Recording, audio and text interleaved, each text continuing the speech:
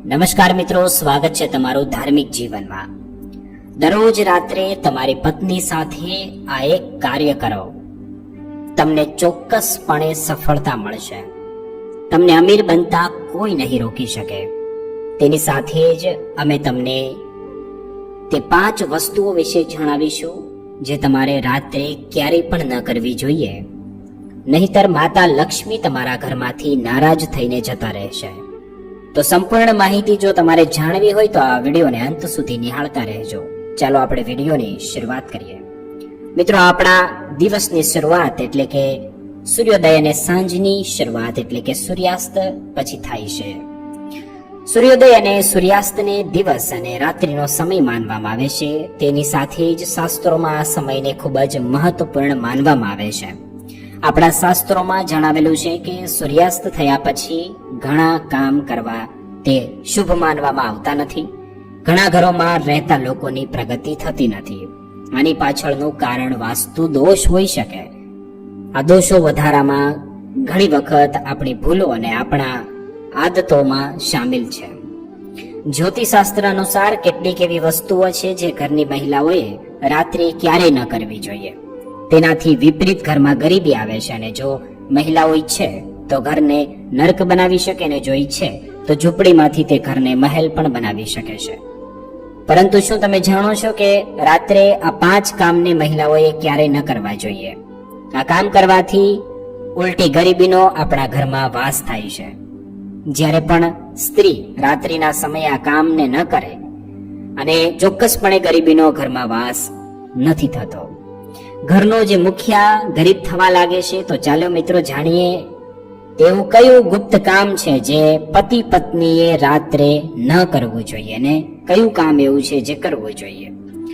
મિત્રો, ઘણા લોકો સમયના અભાવે અથવા તો રંગ ઝાંખા પડી જવાના કારણથી અથવા તો તે ડરના કારણે રાત્રે બહાર કપડાં સૂકવે છે. પરંતુ આ પ્રકારનો વાસ્તુ દોષ છે. એવું માનવામાં આવે છે કે રાત્રિના સમય દરમિયાન હવામાં નકારાત્મક શક્તિઓ હવામાં ફરતી હોય છે, ઉડતી હોય છે, અને તેમની અસરથી તમારામાં નકારાત્મકતા ઉત્પન્ન થઈ શકે છે. અને તો તમારે રાત્રે ભૂલથી પણ આવી ભૂલ ન કરવી જોઈએ. એટલે કે રાત્રે ક્યારેય પણ હેઠા વાસણોને રાખીને સૂવાની આદત કોઈને હોય છે તે ન કરવી જોઈએ, અને રાત્રે ક્યારેય પણ બહાર કપડાં સૂકવવા ન જોઈએ. મિત્રો, આવું કરવાથી માતા અન્નપૂર્ણા પણ ક્રોધિત થાય છે, અને માતા લક્ષ્મી પણ તમારા ઘરમાંથી જતા રહે છે. તો આ વાતનું ખાસ ધ્યાન રાખવું જોઈએ. મિત્રો, હવે બીજી વાત કરીએ તો ઘણા લોકો રાત્રે સૂતી વખતે બૂટ ચપ્પલ પહેરે છે. ચપ્પલ પલંગની નીચે અને પલંગની બાજુમાં રાખવામાં આવે છે.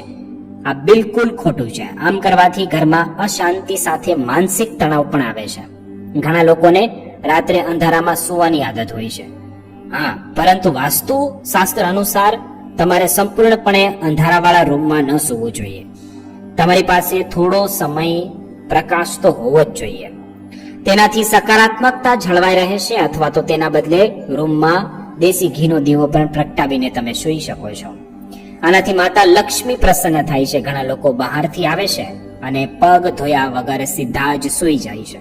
પરંતુ આમ કરવાથી વ્યક્તિનું નસીબ ખરાબ થઈ જાય છે, કારણ કે આમ કરવાથી બહારની નકારાત્મકતા વ્યક્તિની અંદર આવી જાય છે. ત્રીજી વાત કરીએ તો ઘણા લોકો મોડી રાત્રે સૂવાની આદત હોય છે. મિત્રો, શાસ્ત્રોના અનુસાર આ યોગ્ય નથી. આવું કરવાથી સ્વાસ્થ્યને પણ નુકસાન થાય અને તમારા જીવનમાં વાસ્તુ દોષ પણ રહે છે. તેનાથી તમારા ઘરમાં દરિદ્રતા પણ આવે છે. રાત્રે ઘરના મંદિરને ખુલ્લું ન છોડવું જોઈએ. રાત્રિના સમય દરમિયાન મંદિર ઉપર કોઈ કપડું કે પડદો ઢાંકીને રાખવો જોઈએ. તેનાથી મૂર્તિને દોષ નથી લાગતો. રાત્રે સૂતી વખતે દરવાજા તરફ પગ અથવા તો માથું રાખીને સૂવું ન જોઈએ. દરવાજા તરફ માથું રાખીને પગ રાખીને સૂવાથી મૃત્યુનો ભય રહે છે. આપણે ચોથી વાત કરીએ તો ઘરમાં માતા લક્ષ્મીની કૃપા બનાવી રાખવા માટે ફક્ત ઘરનું વાસ્તુ દોષથી મુક્ત હોવું એ પૂરતું નથી, પરંતુ ઘરમાં કેટલીક વાતનું વિશેષ ધ્યાન પણ રાખવામાં આવે છે. માતા લક્ષ્મીની કૃપા તો મેળવી શકાય. કહેવામાં આવે છે કે માતા લક્ષ્મી ત્યારે જ ઘરમાં વાસ કરે છે જ્યારે ઘર એકદમ સ્વચ્છ હોય અને દરેક વ્યક્તિ સૂર્યોદય પહેલા ઉઠી જતા હોય અને સાફ સફાઈ કરતા હોય. મિત્રો, પરંતુ વાસ્તુશાસ્ત્ર અનુસાર ઘરમાં ખાસ કરીને સૂર્યાસ્ત પછી એટલે કે સાંજના સમયે સાવરણી લગાવવી તેને શુભ માનવામાં આવતું નથી. વાસ્તુશાસ્ત્ર અનુસાર સવારે સાફ સફાઈ કરવું તે શ્રેષ્ઠ માનવામાં આવે છે, પરંતુ જો કોઈ કારણોસર તમારે મજબૂરી હોય તો આવું કરવું પડતું હોય તો ધ્યાન રાખો કે ઘરની સાફ સફાઈ કર્યા પછી રાત્રે ઘરની બહાર કચરો ન ફેંકવો જોઈએ. એટલે ઘરની બહાર કચરો જવો ન જોઈએ, પરંતુ તે કચરાને બીજા દિવસે ફેંકવો જોઈએ સવારમાં. વાસ્તુશાસ્ત્ર અનુસાર સાવરણી રાખવાની પણ સાચી રીત અને દિશા હોય છે. સાવરણીને હંમેશા સફેદ રંગના દોરાથી વડે જ બાંધવી જોઈએ. સાવરણીને અહીં ત્યાં રાખવી ન જોઈએ, તેનાથી ધનની હાનિ થાય છે. આ હિસાબે પૈસાની જેમ સાવરણીને પણ છુપાવીને રાખવી જોઈએ. સાવરણીને ઘરમાં છુપાવીને રાખવાથી ધન લાભ થાય છે. તેનાથી ઘરમાં ગરીબી આવતી નથી અને માતા લક્ષ્મીનો ઘરમાં વાસ જોવા મળે છે. સાવરણીને હંમેશા નીચે સૂતી અવસ્થામાં રાખવી જોઈએ. સાવરણી રાખવાની સાચી દિશા દક્ષિણ દિશા છે. આમ કરવાથી ઘરમાં સુખ શાંતિ બની રહે છે અને ગરીબી આવતી નથી અને માતા લક્ષ્મીનો ઘરમાં વાસ થાય છે. સાવરણીને હંમેશા નીચે સૂતી અવસ્થામાં રાખવી જોઈએ. સાવરણી રાખવાની સાચી દિશા દક્ષિણ દિશા છે. આમ કરવાથી ઘરમાં સુખ શાંતિ બની રહે છે, ગરીબી આવતી નથી. રાત્રે ઘરની બહાર મુખ્ય દ્વાર ઉપર સાવરણી રાખવી એ ખૂબ જ ફાયદાકારક છે. સાવરણીને મુખ્ય દરવાજાની અંદરની બાજુએ રાખો અને સવારે સૌથી પહેલા સાવરણીથી મુખ્ય દરવાજો સાફ કરો. કહેવાય છે કે રાત્રે આવી જગ્યાઓ ઉપર સાવરણી રાખવાથી નકારાત્મક ઉર્જા ઘરમાં પ્રવેશી નથી કરતી. રસોડાના સ્થાન પર માતા અન્નપૂર્ણાનો વાસ જોવા મળે છે. આવી જગ્યાએ સાવરણી રાખવાથી પરિવારના સભ્યોની તબિયત બગડવા લાગે છે. મિત્રો, હવે વાત કરીએ પાંચમી, તો તમારે તમારા ઘરના આંગણામાં તુલસીનો છોડ અવશ્ય રાખવો જોઈએ. ઘરમાં તુલસીના છોડની હાજરી ખૂબ જ શુભ માનવામાં આવે છે, પરંતુ સૂર્યાસ્ત પછી તુલસીના છોડને સ્પર્શ ન કરવો જોઈએ અને તેને જળ પણ ન અર્પણ કરવું જોઈએ. તેનાથી ધનની દેવી માતા લક્ષ્મી ક્રોધિત થાય છે અને ઘરમાંથી સુખ સમૃદ્ધિ જતી રહે છે. જ્યારે સૂર્યાસ્ત થઈ રહ્યો હોય ત્યારે વ્યક્તિએ ક્યારે પણ સૂવું કે ખાવું ન જોઈએ. તેનાથી ધનની હાનિ તો થાય જ છે, સાથે સાથે સ્વાસ્થ્ય સંબંધિત સમસ્યાઓ પણ થાય છે. સૂર્યાસ્ત પછી વાળ કાપવા ન જોઈએ, દાઢી ન કરવી જોઈએ.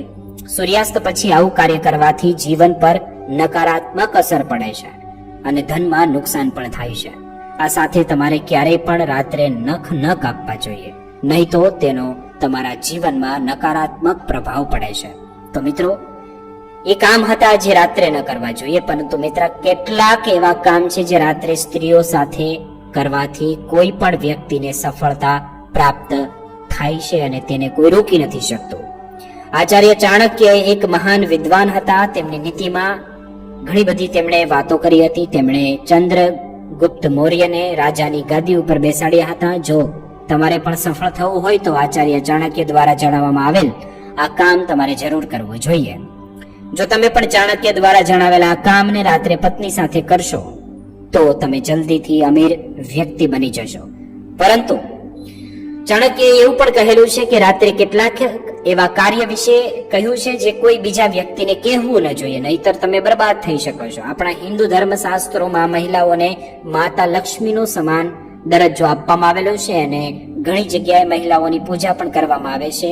તો આચાર્ય ચાણક્યના જણાવ્યા અનુસાર રાત્રે સૂતી વખતે પતિએ પોતાની પત્નીને ખુલ્લેઆમ પ્રેમ કરવો જોઈએ. પતિ પત્ની વચ્ચે કોઈ અંતર ન હોવું જોઈએ. પતિ પત્ની વચ્ચે કોઈ મતભેદ હોય તો રાત્રે તેની ફરિયાદ કરવી જોઈએ અને તેને દૂર કરવી જોઈએ અને તમારા સંબંધોને આગળ લઈ જવો જોઈએ અને મજબૂત બનાવવો જોઈએ. આવા લોકો પર માતા લક્ષ્મીની કૃપા હંમેશા બની રહે છે. જે ઘરમાં પતિ પત્ની રાત્રે સૂતી વખતે એકબીજાને પ્રેમ કરે છે તો આવા ઘરને સ્વર્ગ સમાન ગણવામાં આવે છે અને આવા ઘરોને ધનવાન બનવાથી કોઈ રોકી નથી શકતું.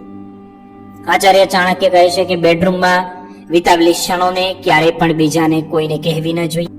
આ વાતનો ઉલ્લેખ ક્યારેય પણ ઘરમાં કોઈ સાથે ન કરવો જોઈએ અને સાથે જ તમારા મિત્રને પણ ન કહેવું જોઈએ, નહીં તો તમારું ઘર બરબાદ થવાના સમય નહીં લાગે. આચાર્ય ચાણક્ય કહે છે કે જ્યારે પતિ પત્ની વચ્ચે પ્રેમ વધે છે ત્યારે ઘરમાં સુખ સમૃદ્ધિ આપોઆપ ખેંચાઈને આવે છે અને તે વ્યક્તિ ધનવાન બનતા તેને કોઈ રોકી નથી શકતું.